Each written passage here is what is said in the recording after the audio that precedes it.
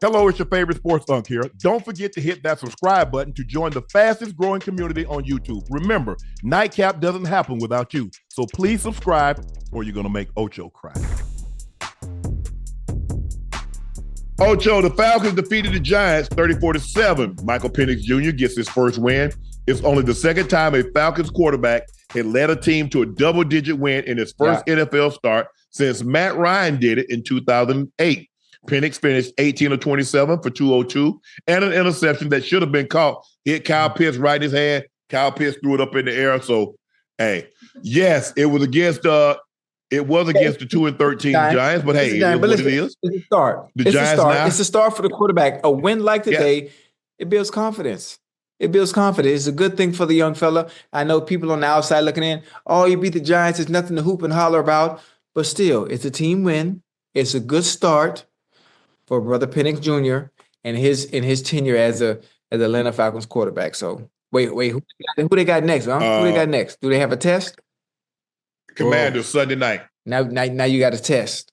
The Falcons had 2 pick sixes. Jesse Bates got one. Jesse Bates third, and edge rusher Matthew Judon. It's the first time that the team has had 2 pick sixes in one game since 1983. Right in the lap, man.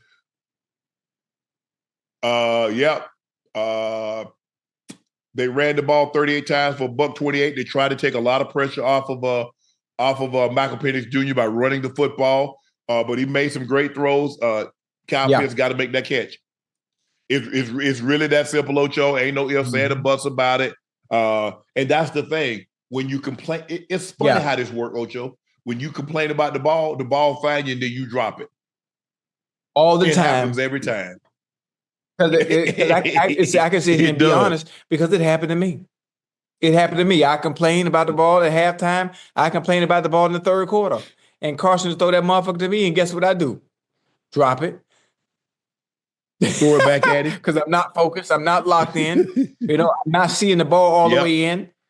I haven't touched it in a while, so I got somewhat of a little attitude, about me. And the one time I complained about the ball, and it does come, I drop it, and it happens every time. Every time. But in a situation like this, the game only gets bigger. You got a nice victory under your belt against a team you were supposed to beat. You got an opportunity to relax. Got an opportunity to exhale.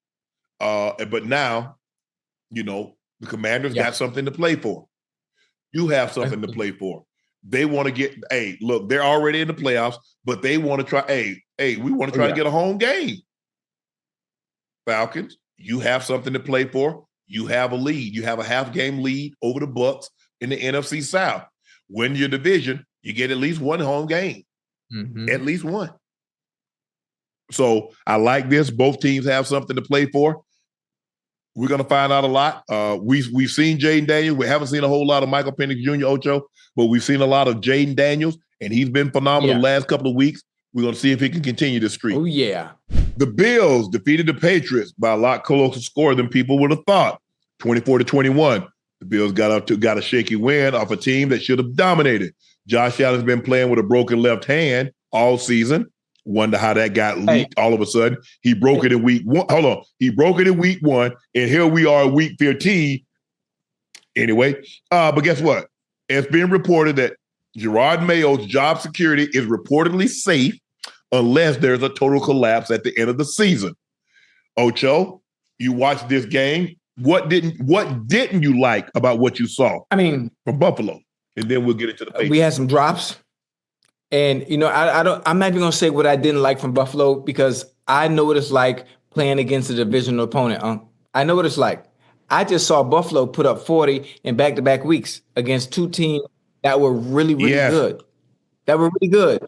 Exactly. Rams and the Rams and the Lions. But these are teams that you don't face often. These are teams that really don't know your tendencies. Correct. They don't know the things you like to do. They're really not familiar with you like that. So I expected. Matter of fact, I think I said it too, Unc. I think I said it when we talked on the show about them having to play the Patriots. I say, Unc, it's going to be close because anytime you play a divisional opponent, I don't know what it is. Even though the Patriots have played bad, they had some bright spots for Drake May. Drake May has had some moments where he looked very good and very promising. But I said, the game is gonna look like this. And lo and behold, exactly like I said it would look, that's exactly how it looked. Where Drake May and those Patriots almost won this game. They almost won this game. So what I saw today was expected because it's a divisional opponent, and both teams are so familiar with each other and what they like to do. They did a better job of taking care of the football. They would have won. Yeah. Drake May threw a horrible interception in the end zone that took points off the board. They had 4 fumbles. They lost 2 of those. And you can't have, when you're playing on the road and you're playing a team that's better than you are, everything damn near has to go perfect. And it was going really well, but those turnovers, you can't turn the ball over. You cannot turn the ball over in the end zone. That's an absolute no-no because you take points off the board. Josh Allen, and remember, I was on First Take, and I said, MVP is not over. It is not over. And that's why I always advise people, and I used to vote for a decade. I had a vote. I voted for the MVP. I voted for the All-Pro team. I voted for the awards, Ocho, Offensive Player of the Year, defense, and so forth and so on. And I waited to the very and I took it serious. And I obviously, being in the studio, you get an opportunity to watch all the games. I ain't just watching highlights. I'm watching because that's why I felt very comfortable. I took it serious. I'm not just going by, excuse me, guys. I'm not just going by names because I think the All-Pro team is serious because you're talking about the best players, regardless of conference. So I'm just not, your name means nothing. I'm basing it on play that year. I'm not trying to take away the All-Pro team that you got selected on before. That's not what I'm trying to do. But if I don't feel you deserving of that honor this year, I'm not voting for you. It's really that simple. But Lamar, and I said this, I say, bro, y'all got to look at Lamar's stats. I mean, the man has 37 touchdowns, 4 picks. And then you throw in his rushing total. So he's 40 touchdowns with like 6 or 7 turnovers. You look at his passing numbers. That's what Aaron Rodgers was doing when he was winning MVP, throwing 40 plus touchdowns with single digit interceptions. That's what he's doing. Now I do think, and you can correct me if I'm wrong. They're like, but hold on, he got a guy that's rushed for 1,600 yards in his backfield. So what are we gonna do with that? And so I think that his numbers are his numbers. Now, right now, if I had a vote, I probably would vote for Lamar. I would vote for Lamar. Is your vote swayed because of the performance that Josh Allen had today? He didn't play well. Yeah, just like it was swayed when Lamar and them lost, and he didn't. Just like it was swayed when he played against Pittsburgh. Yeah. Remember? Right. He didn't play well. This week he came back and he played better. And you look at the last couple of weeks, Josh Allen had like 10 touchdowns in 2 games. How can it not? But we got to be fair. We got to evaluate it on what we see. They got 2 games left.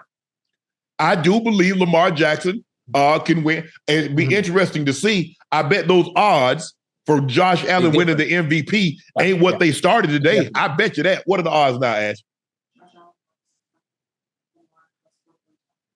Well, he started at -900 today, right? I think he started at -900. You know what I don't like? I don't like the fact that when it comes to the MVP award, it's an individual accomplishment. But when it comes to what's necessary to win it, as far as the team's success as well, they take that into account as well. Because if we were talking about MVP from a statistical standpoint in stats, I look at Joe Burrow and always ask myself, well, why is he not in the conversation? And then everyone says, well, the team itself is losing, so therefore he's not in the, he's not in the running. Yeah, I mean, there's a chance. I mean, he doesn't make the playoffs. You're never gonna get the MVP on the guy that didn't make the playoffs. Understandable. And that's the thing. I think Joe has had a phenomenal season. Now, had they had a record similar to Lamar's, or they had a record similar to Josh Allen, now we got a whole different discussion. Yes, but that's what I meant. But I mean, the guy MVP and the guys, what is he's 7 and 8. I know it's tough. I know it's tough, but again, that's why I just said, how the goalposts move when it comes to discussion on a trophy that's based on individual accomplishment and accolades on what you've done individually, you know? So using the team's success as a reason why you can't be in the conversation, it throws me off just a tad bit. Because at the end of the day, what does those stats mean if you're not winning? Sometimes. Because at the end, and this is what I used to argue with my co-host, my partner on Undisputed. I said, it's still a stat award. You're not going. If you go 15-0 and you got 3,000 yard passing, and another guy goes 10-6, and he's got 5,000 yard passing and 40 touchdowns, and you got 3,000 yards and 20 touchdowns, you're not winning that award. Go back and look. Look at all those years Drew Brees was throwing for 5,000 yards. How many MVPs did he win? You're right. It's a stat award, but I need those stats to equate the wins. So if I'm piling up a bunch of stats, Ocho, and I ain't getting no wins, because people go like, oh, bro, well, hell, you behind, all you doing is you stat pad. Because none of those numbers goes towards wins. And like I said, y'all don't believe it. Go back and look at Drew Brees and look how many. I think he got 4 or 5,000 yard passing season. But when you losing, how can I give you an award like that? Because your stats doesn't equate to wins. Lamar's stats is equating to wins. Jared Goff, although he doesn't have, he had an outstanding day today. You look at Josh Allen, his numbers equates to wins. Saquon, his numbers equates to wins. But I think the only thing that's really hurting Lamar is that he got almost a 1,700 yard rush in his backfield, who's averaging 5.5 yards a carry. He's got 13, 14 rushing touchdowns. Honestly, when I think about it, Chad, y'all might not like this, and Unc, you might not like this. I mean, Joe Burrow hasn't been in the conversation for MVP all season long because of our record, right? But these last two games, these last two games, after we beat the Broncos on Saturday, I'm telling you right now, I'm letting you know right now, Patrick Surtain Jr., you got to deal with Jamar Chase and T. Higgins. So at Bo Nix ain't nothing. You going to get nixed. That's what's going to happen. We going to win that game. We going to go into Pittsburgh the following week. We going to win that game. And then when we make it and we have an opportunity to go into the playoffs, because the football gods happen to bless us, that MVP conversation going to have to change. There's a good chance, Ocho. It's going to hurt. Y'all beat the Broncos and then lose the final game of the season. It's going to hurt. That's going to hurt. Oh, that's going to hurt Ocho so bad because I know you're going to be happy. Oh, what I tell you. I told you. And y'all lose that. But that thing going to hurt. That thing going to hurt like Sade say brand new shoes. It is. And that would probably be another moment that I would get emotional on camera. And I don't care who laugh. And I don't care if they make me a meme because I still love and bleed and live the game of football. I just do. I wish I could play it. I wish I could still be out there competing, having fun, but I just can't. So I live vicariously through the show, watching it on TV. Right. And I think we're going to make the playoffs.